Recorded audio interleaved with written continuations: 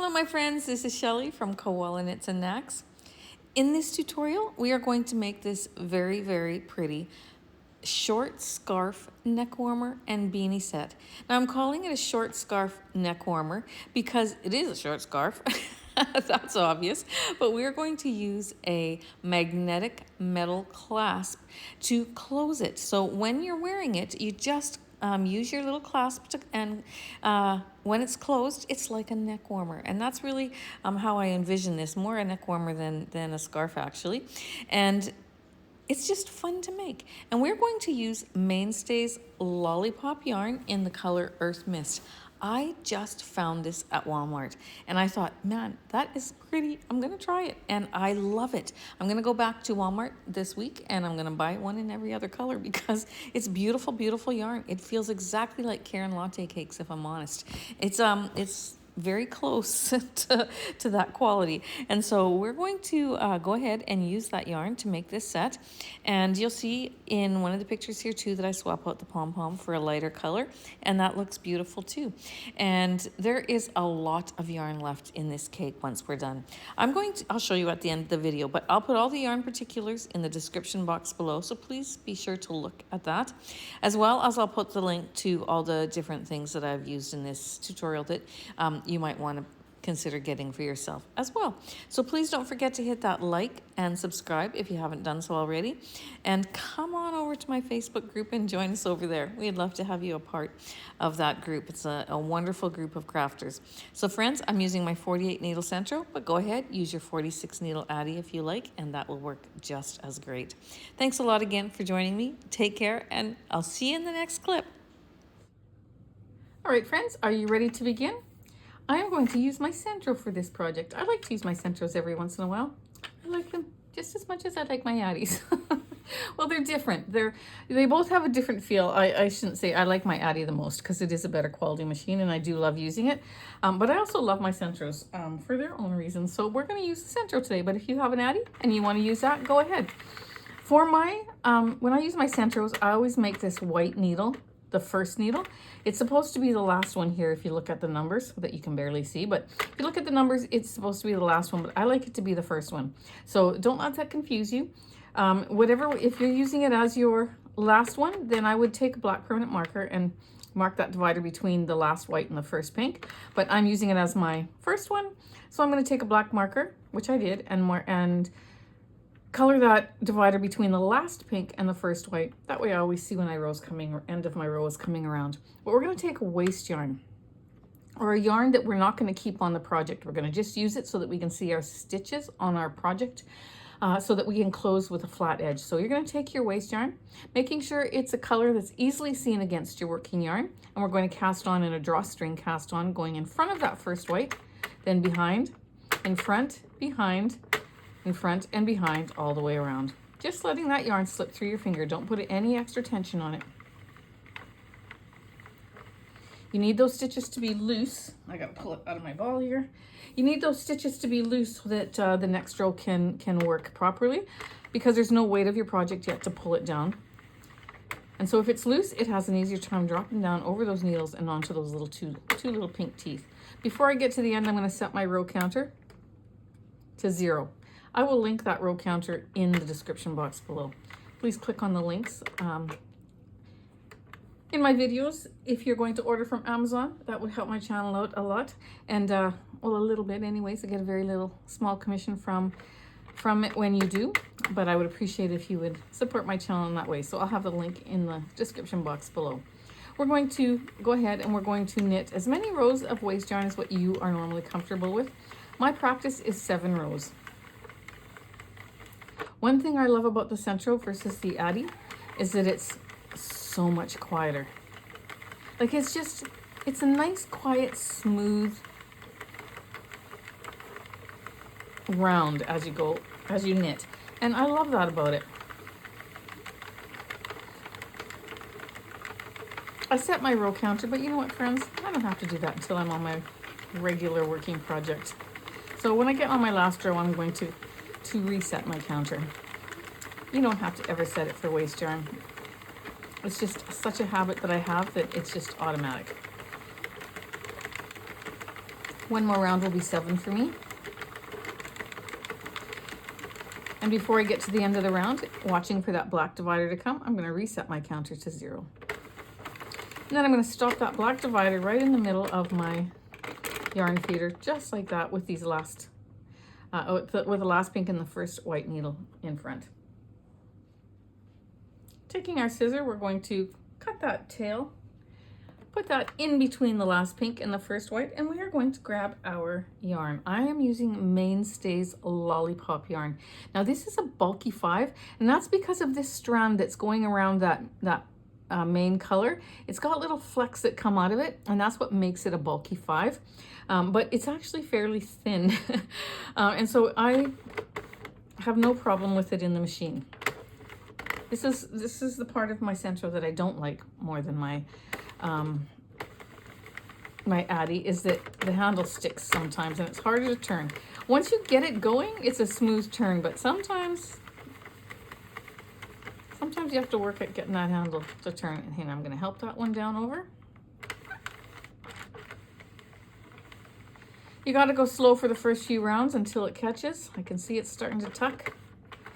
I'm going to help it just till we get going here. So taking my, I'm going to let the yarn just feed itself with no extra tension. It's loose coming out of the ball. And then I'm going to use my other hand to just help push this down so that those little loops that are coming off the pink teeth will go down over the two little pink needles. Just until I get some weight on there. And now I'm going to go ahead and I'm going to add my claw weights. And I have a yarn that is given a little bit of trouble. And again, it's not because it's too thick, because it isn't. It's just that it needs a little help at the start. I'm going to put my claw weights on there just for a little while. I will link those in the description box below as well. Now, I had one person comment one time saying that those claw weights wreck the shape of your work by stretching them when you put them on, but I'm telling you, they, you know, I don't know how you're putting them on if you're watching, but I have never had them stretch my work. I mean, it looks like it when they are on your machine. It's pulling down quite hard on your work, but once you take them off, it's totally fine. Friends, that's what these things are made for. They're made for a flatbed knitting machine, but they, you know, same thing, it works great. That little extra weight is just helping to pull them down. These are the best weights that I would recommend for your knitting projects. And again, I'll link those down in the description as well. But now it's working fine. I'm going to keep going. And this project is great because we're just using this ball of yarn. We're not going to switch colors or anything like that. So we're going to keep going till we get 140 rows. So friends, you just keep going round and round and round, making sure that you're watching as your needles pass by the yarn guide. You don't want any tuck stitches. So if you see that there's a loop that's getting stuck up on that needle, then quickly stop and help it down before it knits the new yarn. If you are new, then I want you to do is every 10 or 15 rows, pick up your weights and move them up. You're going to do that just until our project starts to touch the table.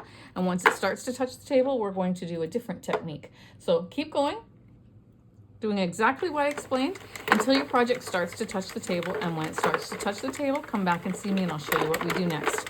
If you're not new and you know what to do, keep going until you get 140 rows.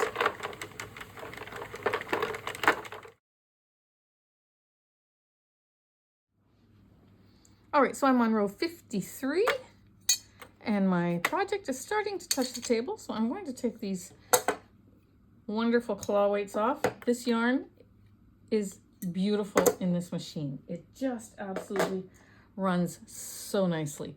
And I'm going to pick this up and I'm going to roll it over on itself into what we call a donut.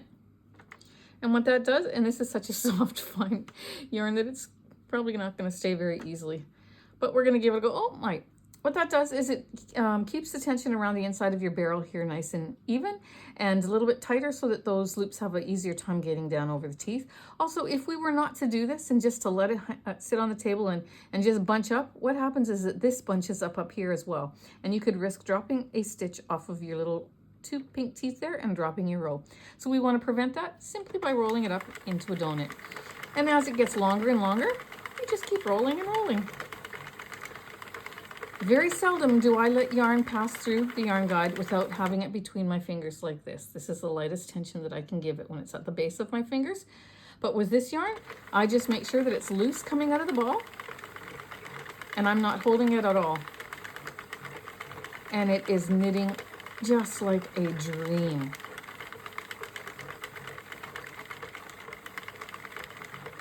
So I'm going to keep going, friends, until I get to row 140. Have fun. See you in a bit.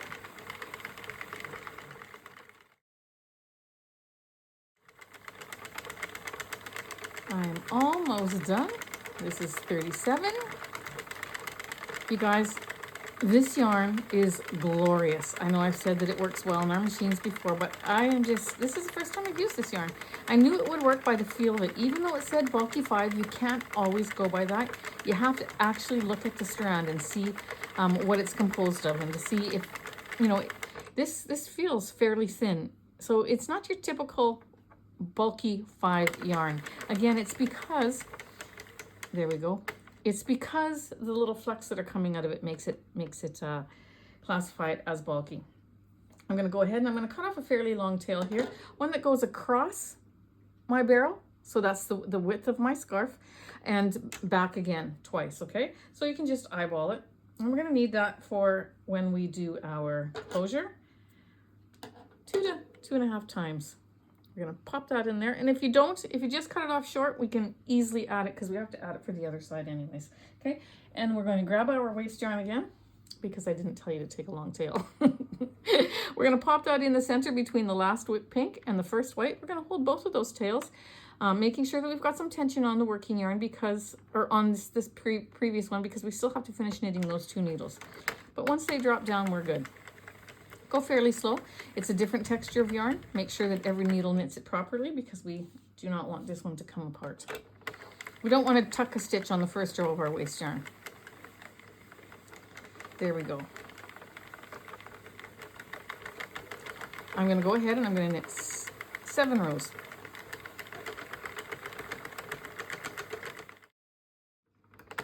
Just finishing off, my last row. I'm watching for that black divider to come around, and I'm going to put it in front of my yarn guide. And there we go. What I'm going to do from there is I'm going to cut off. Generally, now, if we want to cast off, we would just cut our yarn tail, put it in between these 2 needles. We'd rotate our barrel so it went around twice, and it would let go of our work. But because we're going to close our ends with the Kitchener stitch, I don't want these to start unraveling, which they will do unless we hold each one of these loops. And to hold those loops, we're going to cut off a tail long enough to go around our barrel 1.5 times. Pop that in between the last pink and the first white, and we're going to do a drawstring cast off, although we're not going to be stringing closed our end. It's just so that we can hold those stitches and they don't unravel while we're working.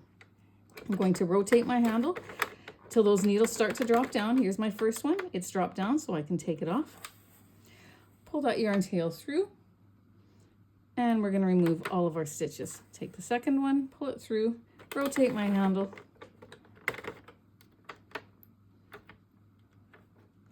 and I'm going to begin removing all of my stitches, making sure I pull out sideways here, not up. If I pull up like this to get my yarn tail through, I'll pull this one off the little teeth and it'll drop my row. So you want to be very careful. I can feel my clamps are undoing as well. So I'm going to be very careful with that. That are holding my machine down, that's why it's wiggling. I use my Addi clamps to hold down my SENTRO, in case you're wondering what I mean by that, because the SENTRO doesn't come with clamps. But I take my Addi clamps, and I have a video on that if you want to see how I place them. I won't show you in this video, but if you want to see, then just go on my playlist and look under techniques and you'll find it there. And we're going to remove all of our stitches. So keep going till you have all your stitches removed, friends.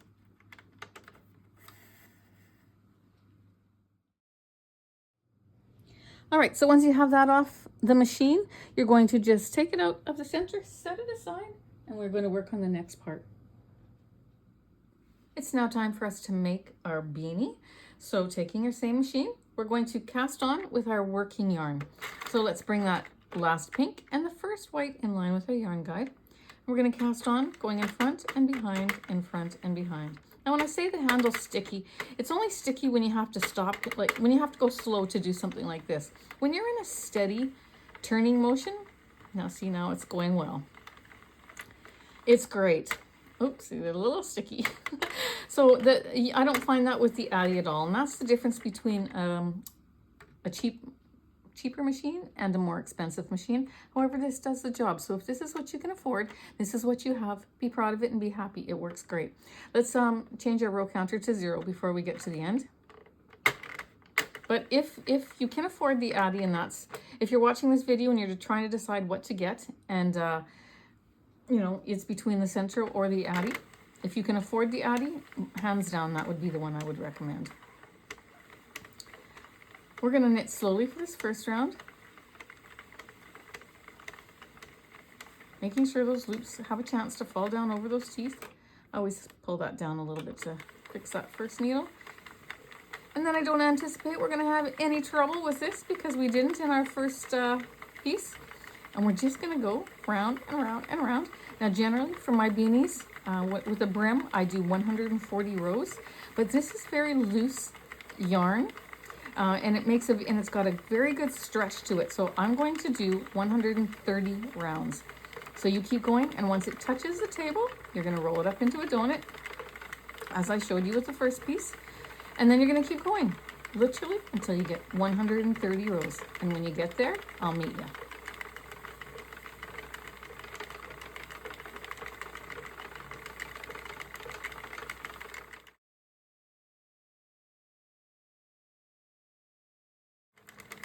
Just clicking on row 130, and I'm going to watch for that black divider to come around, and there it is. Put that in front of my yarn feeder, and we have finished 130 rows. I'm going to cut off a tail long enough to go around my barrel 1.5 to 2 times. Pop that tail in between the last pink and the first white, remembering to give it a little bit of tension because we still have to finish knitting those two. Knit them down, and then we're going to cast off. Popping that into the middle. My neighbor is mowing her lawn, so you're hearing the lawnmower in the background. We're going to pop this onto our needle, and we're going to do the drawstring cast off. So we're going to do the same thing we did with our waste yarn on our first piece. Once that needle drops down, we're going to pull it off, pull that stitch off, and we're going to keep going all the way around until all 48 needles have dropped down and you can remove all 48 stitches. And once you get a little bit of slack on the back here from taking a few off, then you can just take a number off at a time. Pull through, pop that in the center, and repeat. All right, friends, I'll see you when you get done.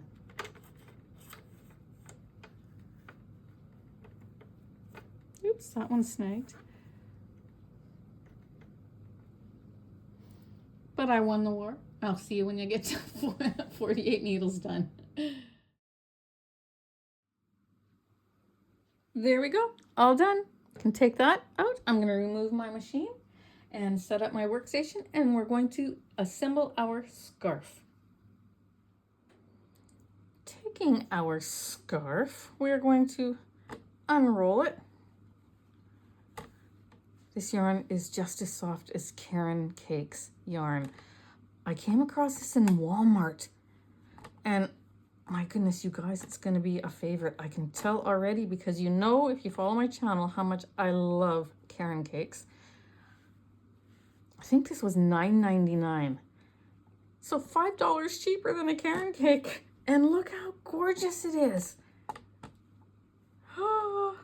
Oh my goodness, I am in love. I think it's so beautiful. We're going to take our, our beginning. This is where we started. And we are going to find our first and our last stitch here. So take your waste yarn. See where your waste yarn tail is coming out? I should have used a different color. I told you to use a contrasting color, and I did, but a lighter color, like a different color would have been even better. Here's my tail. It's coming, trailing through here and underneath this stitch. So if I was to pull in this loop down here, this last loop of the teal color, you can see that it's going through that stitch. I'm going to place a stitch marker in there. My favorite stitch markers, bobby pins. Then we're going to go over to the other side, and where our tail here is coming, right beside it, you'll see that stitch. Very easy to see. Pop a stitch marker in there. We know that we have 48 stitches here, so we're going to count, we're going to find the other side here. See, we didn't need a long tail on this side because we're going to start sewing from this side, which means we probably don't on the other side either. But as I was knitting, you know, sometimes you just can't visualize it until you get there. And so we'll just see when we get to the other end to sew it if we need it, and we can just cut it off and use that as our sewing one. So anyways, I might have led you astray there, but we'll find out when we get to that end. I don't remember. So now what we're going to do is we're going to count and get to the very side over here. So we know that 48 needles around, 24 and 25 will be the very side. So count these little loops, starting with the one with your stitch marker. 1, 2, 3, 4, 5, 6, 7, 8, 9, 10, 11, 12, 13, 14, 15, 16, 17, 18, 19, 20, 21, 22, 23, 24. Now it's a little hard to see because it's fuzzy. So that's 24. I'm gonna pop a stitch marker in there because it'll help me when I'm starting my, and then in the next one, 25, you're gonna pop another stitch marker. It's gonna help you when you start your Kitchener stitch.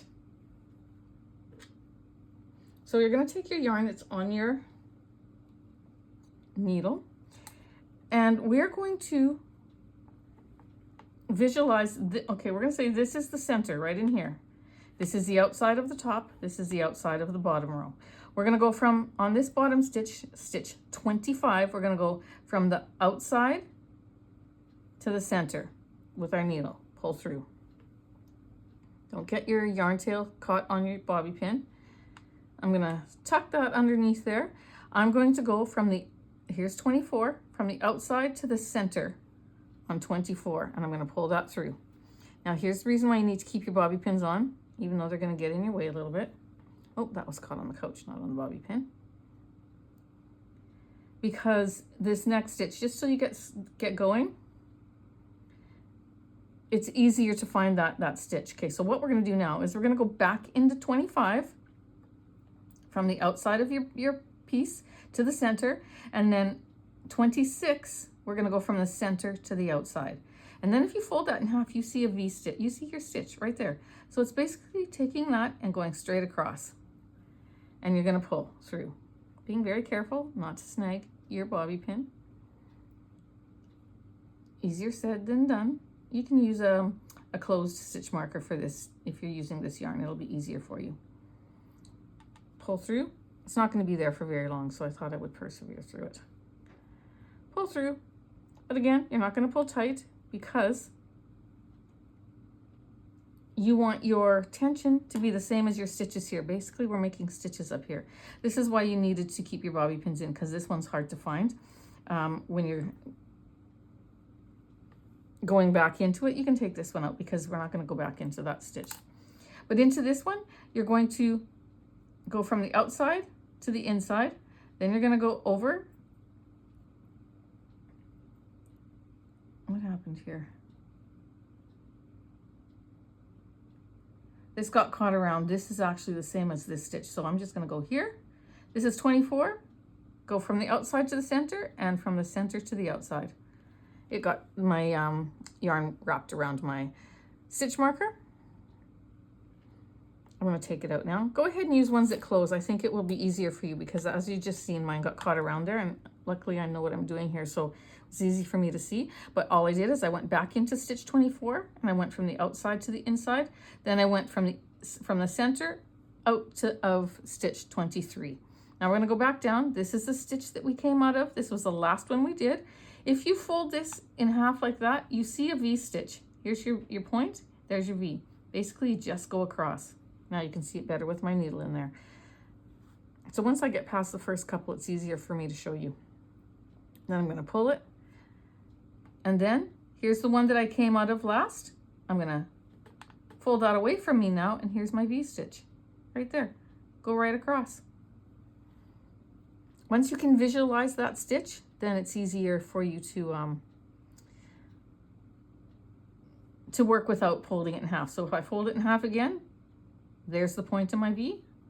Down on the bottom there, I'm going to go right across. Pull through.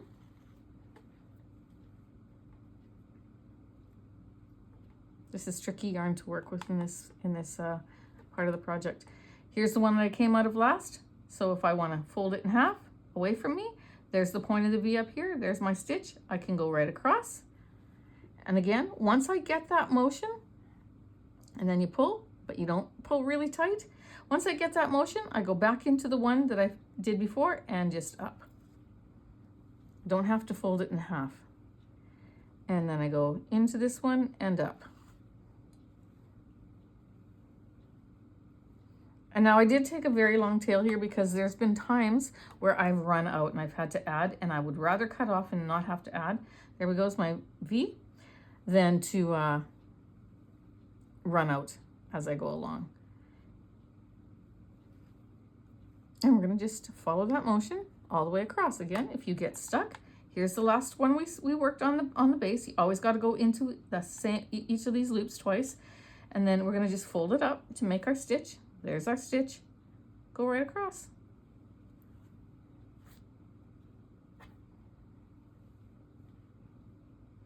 Here's the last loop up here that we worked. So we're going to fold that. Go right across. You can see the formation of the stitch there.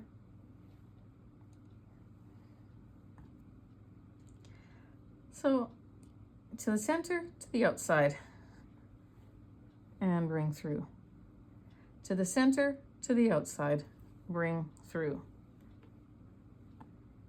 To the center, to the outside, always starting with the stitch you last worked. So I last worked this one up on the top here. I'm going to start with that one.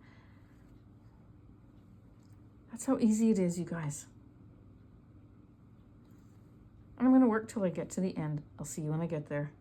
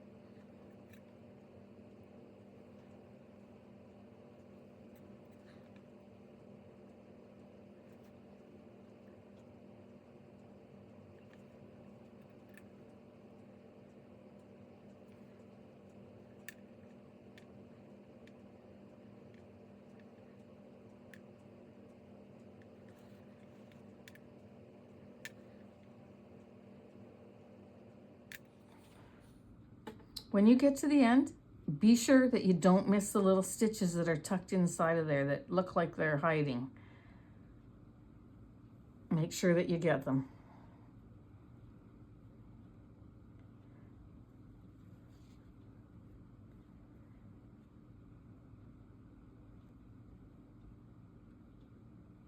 And you end with your stitch marker, loop, pull through. You can take those out because you have this tail to tie off with. And I did cut my yarn tail as I went along because it was way too long. You're going to go ahead, you're going to take your yarn tails and you're going to tie a knot. Just like that. We will put this on our needle just to get out of the way so when we take our waste yarn off, it doesn't tangle through, but I'll hide it a little bit better after. So just pop it through the center there, hold it with your finger, keep a loop so that you can pull it out again. And if this one's long, you would do the same with that. But then what you want to do is we're going to roll this up. We're going to find our top tail right here. It's coming this direction. So you're going to roll it up. You're going to find that stitch, 4 or 5 stitches in, and you're going to pull out the top loop. Go back down a few, pinch the stitch, pull out the top row. Go back down, pinch the stitch, pull out the top row. Once we release the top row, we can easily take this off. And this is what we have to do for both ends.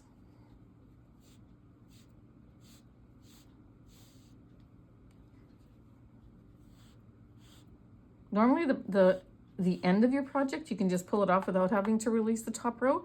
But because we caught our stitches with a drawstring closure, we'll have to do the exact same thing as what we just did. Pull that out.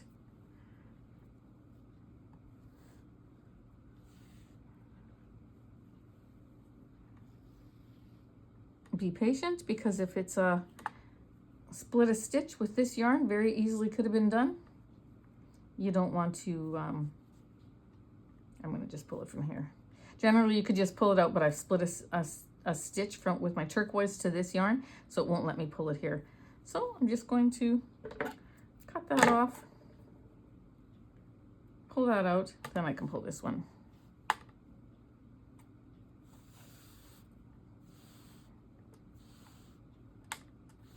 There we go. And that's what that looks like. You can't even tell that it's wasn't knitted as you went along. There you go. I love it. Love the Kitchener stitch. So beautiful. Then you can pull this loop out and you can do a better job at hiding your ends. Okay, so I'm going to tie a firm knot with this one, and then I'm going to just weave it in and out a little bit and then hide it into my inside. I'm going to just show you quickly how to find the tails on the other end. And you're right. I mean, I was right when I was telling you that you wouldn't have had to do this, because, and I'll make a note on the video, I did already, so you would have seen that, but you don't need to have such a long tail, because we're going to start from this end. But for this end, what you got to do is your waste yarn is coming out of this loop. That's the loop, that the last loop that it's coming out of, because it's going down this time rather than up. That's the loop you're going to pop your stitch marker on.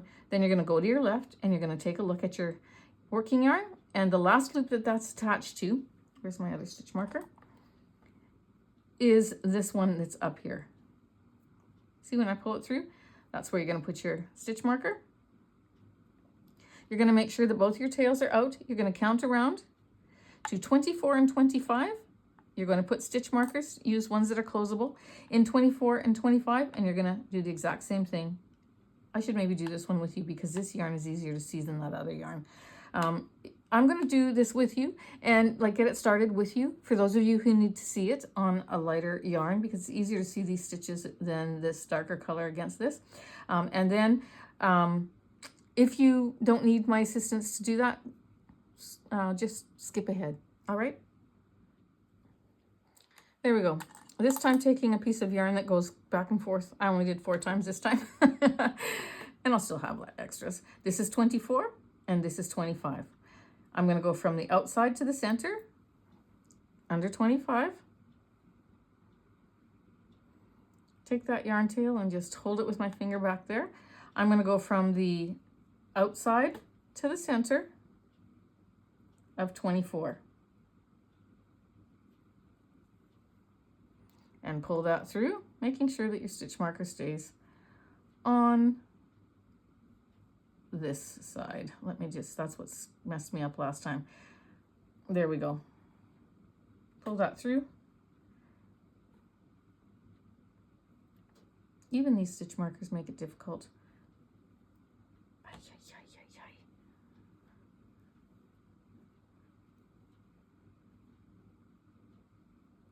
There you go. Okay, so the first 2 are tricky. But you want to keep your eye on where stitch 24 is, because this stitch marker messed me up before too. Like I wasn't able to see that stitch very well. But once you get past the next 2 stitches, it's very, very easy. So here's stitch 25. I'm going to go back from the outside to the center. And then from the center to the outside, I'm going to pick up stitch 26. Pull through. Now that that's done, I can actually take this out, because I don't need to work 25 anymore. Here's stitch 24. I'm going to go from the outside to the center, and from the center to the outside of 23. Pull through. The Kitchener stitch, friends, is really not that hard. It really is not. Now I've got my start. I can take those out and I can sail. And you know what? Here's what I was showing you on the other half. You always gotta, this is a stitch that we already worked before. We always gotta do twice into each stitch. So I'm gonna go back into this one because that's where it came out. If you can't figure out how to do it, fold your piece towards you so that the point is towards you. Then you just go across and pick up that stitch. And for the row above, here's the stitch that we came out of. We're going to fold it away from us. And there's the point of the stitch right here. There's the V. You just go across. And again, once you get used to visualizing that, you don't need to bend this. You'll just get it. Here's the stitch I worked before. I'm going to bend that up. There's my stitch. I'm going to go across. And I feel like I just split the teal yarn with my yarn, so it's going to give me some havoc when I take off my waste yarn again, but that's okay. And here's the one we came out before. Bend it away from you. There's the stitch. Go right across. So it's like going from the outside to the center to the outside.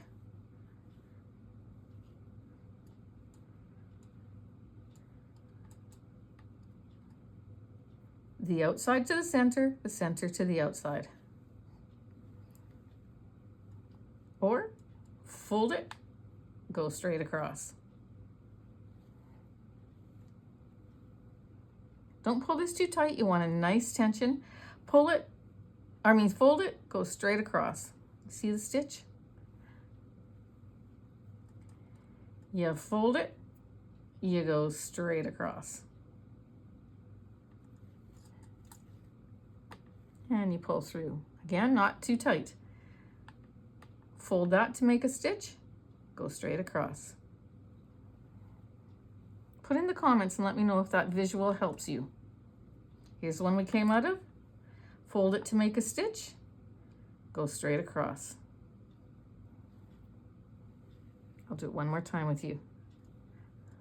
Fold it to make a stitch, go straight across. I'll meet you at the other end.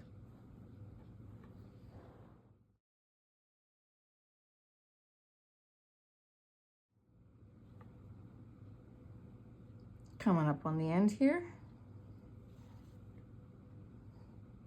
Don't miss that little one that hides. And the next ones are my stitch markers. So into this last one that I finished, into that top one where it has the stitch marker.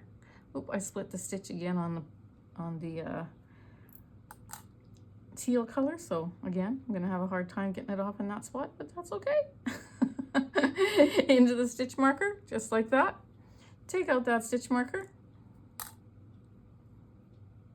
You can cut this off shorter now. Tie those two ends into a nice firm knot.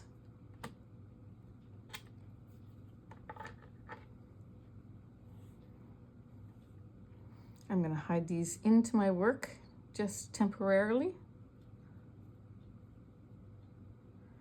Into the center there, out the side, put your finger under there to get a loop so that the strands are out of the way and don't get tangled as you take off your waste yarn, but you can easily find it and pull it out later. And then we're going to remove our waste yarn, finding where our end is.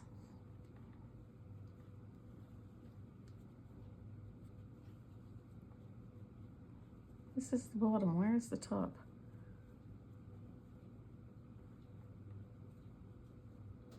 Did I sew it in?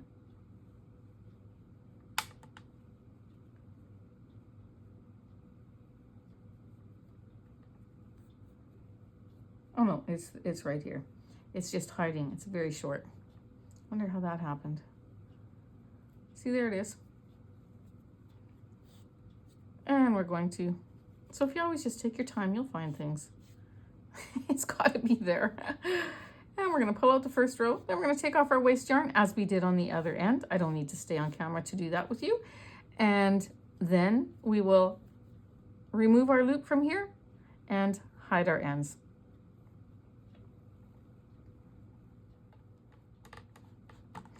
There we go. That's the other end. Beautiful. We want to make sure that we tie a knot on this end because this was our tail from our sewing strand and it's not knotted anywhere. So you want to make sure that you just grab around that corner, place a knot, and this is for both this end and the other end. And then hide that into your layers.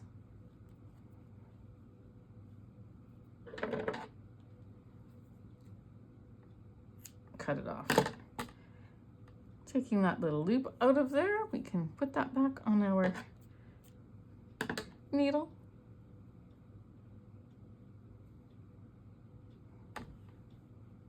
This fuzzy stuff is sometimes a little bit challenging to work with, but it's not too bad. There we go. And you can stick that behind, or you can go weave in and out a little bit because it's a longer tail. Maybe could have did this with the other side too. It's up to you if you want to choose to do this part. You don't have to. And then into the center. But you do need to take it into the center, regardless if you weave it in and out of the top. Cut it off. Go ahead and do that to the other side.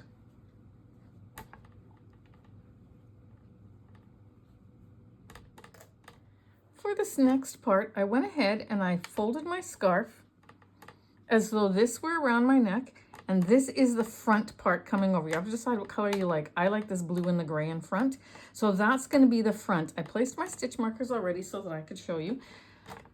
And we're going to put a magnetic clasp on here. I get these from Amazon, and I will link them in the description box below. And they're awesome. I've seen them used in another project and thought, but not in a project like this. And I thought, I gotta get me some of them. And I have many, many ideas where I can use these. So this is one of them. We are going to take your piece, and I want you to put your corner.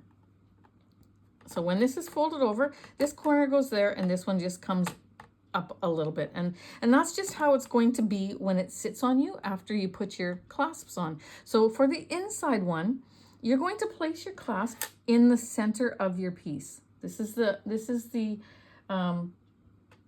this part. Well, it doesn't matter. Actually, it would be this part of your clasp. Either way, it doesn't really matter. And I'm going to show you how far up on my scarf I'm doing that. So on the side that's against your skin or against your body, it's 6.5 inches up, and it's in the middle. We're going to take that clasp. I'm going to take this one, and I'm going to place that where my stitch marker is. You'll see that's got 2 prongs on it. I'm going to push it right into there. I'm going to go to the other side. I'm going to have that prong come through my stitches, just like that. Then I'm going to take one of these silver backs, just like this, and I'm going to place it over top.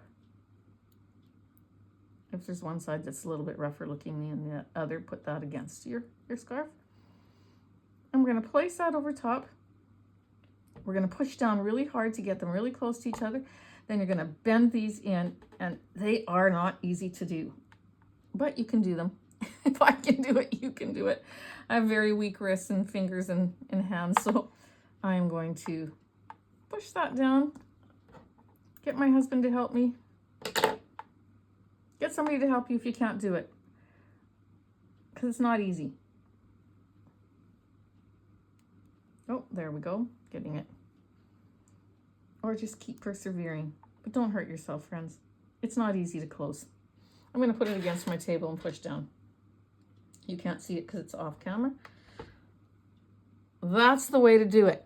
Once you get it started, put it against your table, a table that you don't care if you scratch, and push down like this. I'm not going to do it on there because I'll break this. And you push down really hard, and it'll push those two together, and then you've got one end. Okay, so let's take this back. This is how my scarf is going to be. Now I'm going to go for this one. Oh, and those two need it in the metric. You can always go to a conversion chart, but there it is. I'm going to then go to this one. If you go in half, this is 7.5. You can bend it like this too. You're halfway. This is how I determined it. My halfway is here, and then I want to go halfway in between here and here. Okay? Because I want to have a section that this can fold over so I don't see my snap that's on there. And so this is where I'm going to put this snap. I'm going to take that off. I'm going to put that other one through from the inside here, because our insides have to match, through like that. I'm going to take this other base, pop it on there,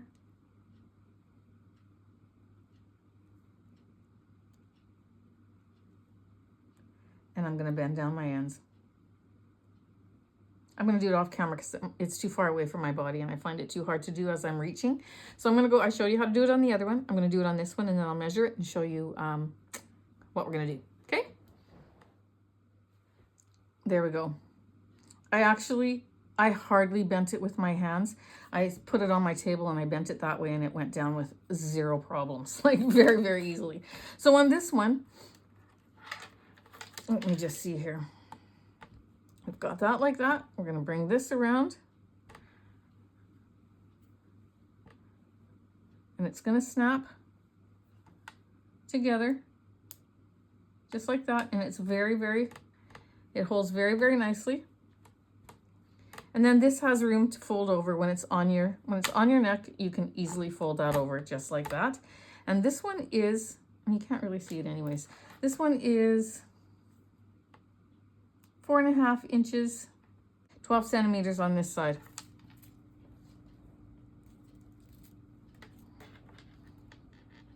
That is hard to open. But there you go. You can put as many snaps as you want if you want to get it nice and tight, but that's going to go around your neck and this is going to fold over. And we've got those on so we don't have to fight with our fringes. You can leave it like that or you can add a fringe like what I'm going to do. Stick with me and we'll add that next. Now the nice thing about this is if you decide not to do a fringe, you have a beautifully finished edge that you can be very, very proud of. It's just so professional and beautiful looking. And even if you add a fringe, you know in your heart you did the right thing. You did attention to detail, which I always preach, and you made it perfect. Okay, we're going to take our cardboard. This is a piece of cardboard that is 4 inches wide here. This is the part that matters. It doesn't matter how long it is this way. But this is one I use for my slipper fringe, so we're going to use it for our scarf. It's 4 inches across, so we need it doubled, which means when it goes around, well, you'll see what I mean in a second. Just hold on to your horses. We're going to keep going around and around, trying to keep these straight, which I didn't do, but we're going to do it. Because if you go way at an angle, then they're not 4 inches, they'll be longer. And we're going to just wrap and wrap. Oh, good. I'm glad there's a color change because then I'll get a variety. Otherwise, I was going to go into the ball and I was going to make a change. And I can go back. I'm going to leave it at that. I'm going to do more, but I'm going to leave it at that just to show you. We're going to cut it at the base there or anywhere. All you got to do is make one cut. Doesn't matter if it's there, if it's there, if it's down there. You just got to make one cut. That end piece will be wrong length, but that's okay. You'll just not use it. Then when you take those off, you got a piece that is now 8 inches long. But then when you put it in half to work it, it becomes 4 inches again. So you're going to take, it's magic. You're going to take your crochet hook and you're going to go from the bottom, from the underneath side to the top. Then you're going to grab, once this is in half, you're going to grab that loop. You're going to bring it through. Now you've got a loop on your hook. You're going to yarn over those 2 yarn ends and you're going to bring it through. The reason why you have to go from underneath to the top, because then that bar at the top of your fringe is on the top right side of your work. This is the wrong side. Let's take another one. I'm going to take a darker one. I'm going to go 1 row over. So I have that in the edge. You can see your rows very clearly. Put 1 into every row. So I'm going to go up in the middle of that stitch, bring it through, yarn over, take those tails through the loop. Then pull that tight. I'm going to go up into the next row, which is right there, in through the center of that stitch. Take another piece. Bring it through, yarn over, bring it through. Oops, it's getting a little too fast there.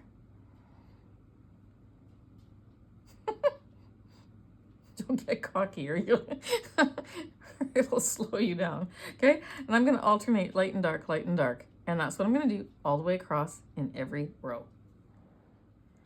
So there we go. It's absolutely beautiful. And you guys, even I got to put one in here. I see a little space here that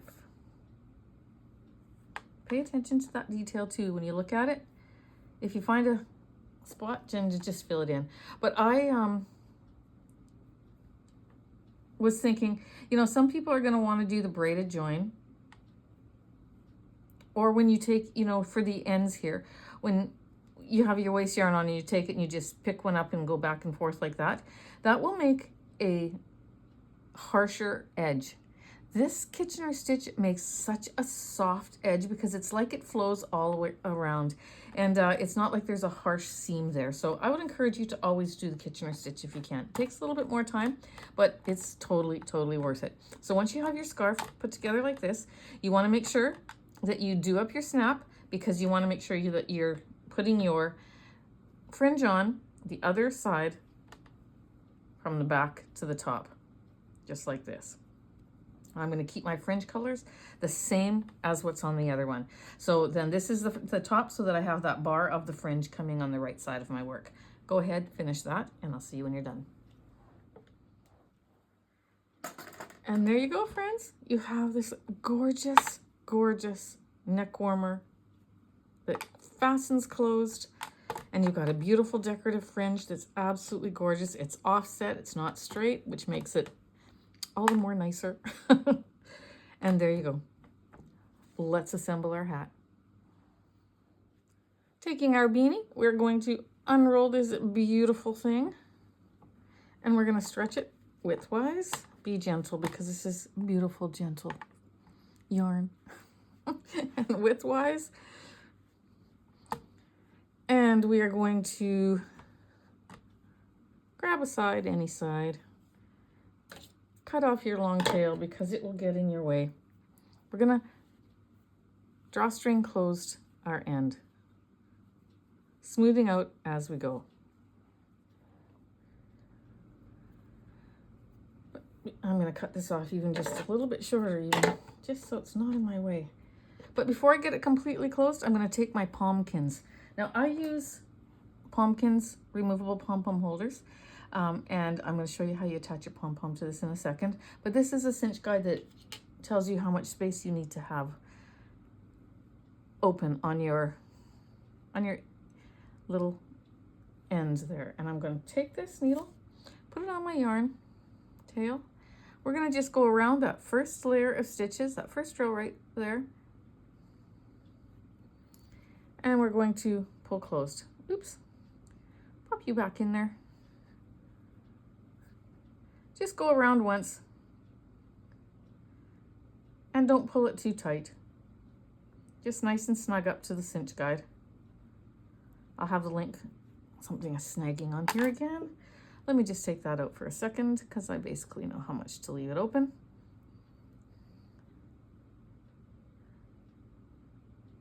Look at that, it doesn't want to go into there. Well, we're gonna make you go in there. There we go, see? Pop that back in there. And we're going to continue our merry way around.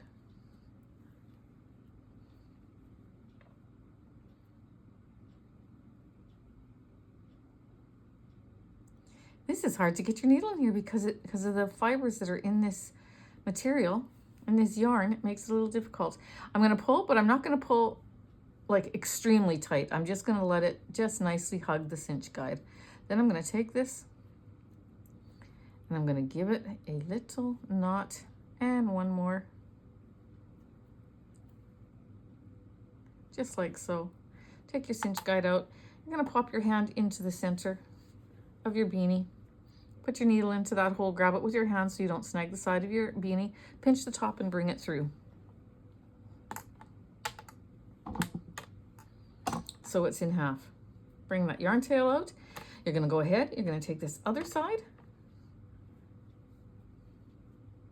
Yarn tails are hiding on me today. Like, this is crazy. There we go. You're going to take that other side and you're going to do the exact same thing. Keeping this one out as you go. Pulling. And when you get it almost closed, you're going to pop your cinch guide in there. And we'll worry about the two together in a second, but you're going to just Pop that around just like that. I'm gonna go ahead and make sure this tail stays out. I'm gonna go around the outside just once. Having gone around, and I just did one knot to secure, I can remove that. I'm gonna bring that inside layer back up to this top here, and just sort of hold that with my hand. Grab both pieces with my fingers like this, and then I'm just gonna smooth this out, just so everything lines up nicely on the inside. You can even just pick it up and shake it a little bit, just so that it's not twisting on the inside. And then you've got your two pieces that are right here. Grab your tails, give them a nice tie to bring one edge up to the other, just like that. I always do 3. I'm gonna cut them off. Then what I always do, they're secure, but I like to take this around to the other side and fasten it on the other side too. So you don't have to do this part, it's just a little extra measure that I do, which means I shouldn't have cut this off quite so short. But my tails are joined here.